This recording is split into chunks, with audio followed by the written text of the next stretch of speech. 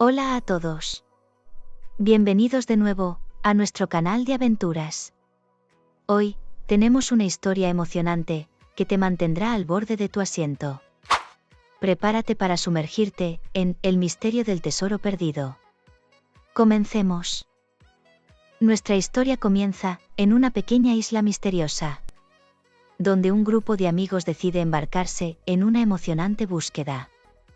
En busca de un antiguo tesoro escondido. Permíteme presentarte a nuestros valientes aventureros.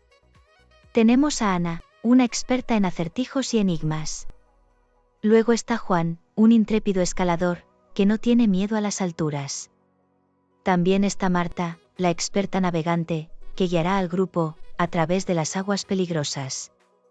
Y, finalmente, está Pedro, el valiente y audaz líder del grupo. Con sus mochilas, llenas de provisiones y mapas antiguos, nuestros amigos zarpan hacia la isla, en su confiable barco.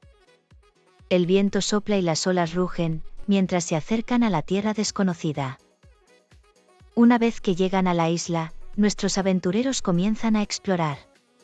Pronto, encuentran la primera pista, un antiguo mapa, que los llevará al lugar donde se encuentra el tesoro perdido. Pero la búsqueda no será fácil. En su camino hacia el tesoro, se encuentran con desafíos que pondrán a prueba su ingenio y coraje. Deben resolver acertijos complicados, superar obstáculos naturales y enfrentarse a peligros inesperados.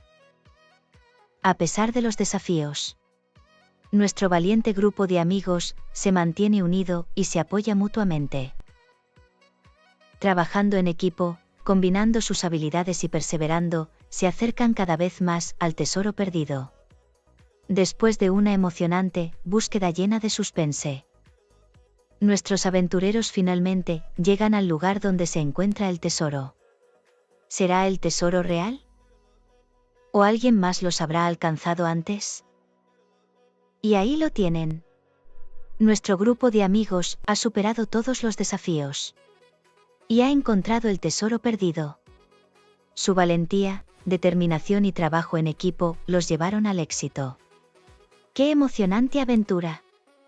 Y con esto, llegamos al final de nuestro vídeo. Espero que hayas disfrutado de El misterio del tesoro perdido. No olvides suscribirte a nuestro canal y dejar tus comentarios. Nos vemos en la próxima aventura.